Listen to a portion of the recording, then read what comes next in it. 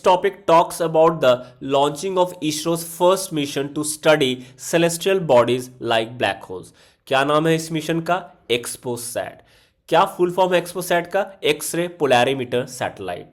याद रखेंगे ये पहला सैटेलाइट है to study the X ray emission coming from celestial bodies like black holes as well as neutron stars. Clear रहेगा? याद रखेंगे एक्सरे जो होता है वो इलेक्ट्रोमैग्नेटिक वेव्स होता है। उसी तरह देयर आर 7 इलेक्ट्रोमैग्नेटिक वेव्स। क्या क्या है? पहला जो हम पढ़ रहे हैं जिसका नाम है एक्सरे, दूसरा गामा रे, तीसरा अल्ट्रावायलेट रेज, चौथा विजिबल लाइट जो दिखता है, फिफ्थ क्या हो गया? माइक्रोवेव, सिक्स्थ क्या हो गया? इंफ्रारेड, और सेवेंथ क्या हो गया? Radio waves. क्लियर रहेगा? और हमें पता ही है जब भी बॉडी में कभी फ्रैक्चर या होता है तो डॉक्टर्स हमें क्या रिकमेंड करते हैं? एक्सरे। क्लियर रहेगा? आगे जान लेते हैं एक्सपोसैट के बारे में। इट विल कैरी 2 पेलोड्स, एक है पॉलिक्स, दूसरा है एक्सपेट। जो पॉलिक्स है उसको डेवलप किया है रमन रिसर्च इंस्टीट्यूट ने, इसको कहेंगे आप पोलैरीमीटर इंस्ट्रूमेंट।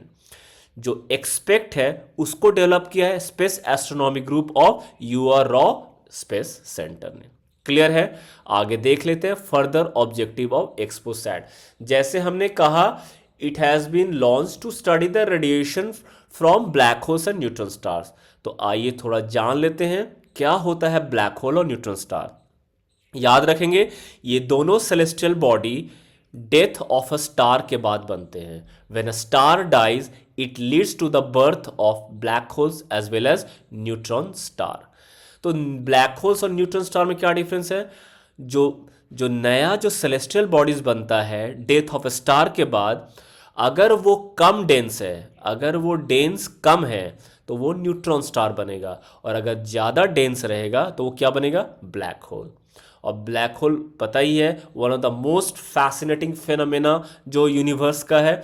इसमें क्या होता है? ग्रेविटी बहुत ज़्यादा हाई होता है, इतना ज़्यादा हाई होता है कि even light cannot escape the medium. Clear रहेगा? It traps the light. Clear रहेगा? तो इसी से जान लेते हैं recently India has also launched Aditya L1 mission. What is Aditya L1? It is first Indian space based observatory mission जो सन को स्टडी करेगा। कौन से रॉकेट से लॉन्च किया गया था? कभी कभी एग्जाम में पूछ देता है। PSLV C57 rocket. कहां से लॉन्च किया गया है? SDSC Satish Dhawan space centre Sriharikota. इसका पर्पस है कि जो आदित्य L1 मिशन है सैटेलाइट, उसको कहां प्लेस करना है? उसको लैग्रेंजियन पॉइंट L1 में प्लेस करना है। तो जान लेते हैं लैग्रेंजियन पॉइंट क्या होता है। आप देख सकते हैं it is a point in a halo orbit जहां से there is a continuous observance of sun without any disturbance like eclipse. आप सन को हमेशा देख सकते हैं। गिवन डायग्राम में आप देख सकते हैं this point is the Lagrangian point, this is the sun and this is the earth. देख रहे हैं आप कि जो लैग्रेंजियन पॉइंट है वो अर्थ और सन के डिस्टेंस का 1% पे लाई करता है। सपोज करते हैं कि जो अर्थ है और सन है इन दोनों के बीच में डिस्टेंस है 100 किलोमीटर, तो 100 किलोमीटर का 1% क्या होगा? 1 किलोमीटर। तो ये जो लैग्रेंजियन पॉइंट है ये यहां पर लाई करेगा at a distance of 1 kilometre from earth. Clear रहेगा? तो this was about L1 Lagrangian point. इसका फायदा क्या है? For the observance of solar activities like solar storm as well as to detect space weather. Clear रहेगा? Aditya L1 carry 7 payload. क्या क्या observe करेगा? सन के लेयर्स को ऑब्जर्व करेगा। जैसे क्या क्या? अगेन इस डायग्राम में आप देख सकते हैं सन का जो सेंटर है वो होता है कोर, और सन के बाद कोर के बाद जो इंपॉर्टेंट लेयर्स हैं जैसे कि है फोटोस्फीयर, उसके बाद क्या आता है? क्रोमोस्फेयर, और सबसे जो आउटर मोस्ट लेयर क्या है? वो है कोरोना। याद रखेंगे कोविड-19 वाला कोरोना नहीं।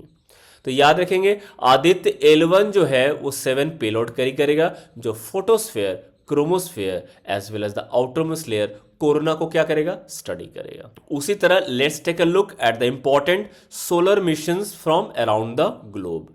पहला है पार्कर सोलर प्रोब। याद रखेंगे किसने लॉन्च किया था, नासा ने लॉन्च किया था। किस पर्पज से, to study the sun's outermost layer that is corona. Secondly solar orbiter, किसने लॉन्च किया है, NASA along with European space agency. क्या करने के लिए, सोलर स्टॉर्म को स्टडी करने के लिए। Clear. So this was all about XPoSat and Aditya 11 mission.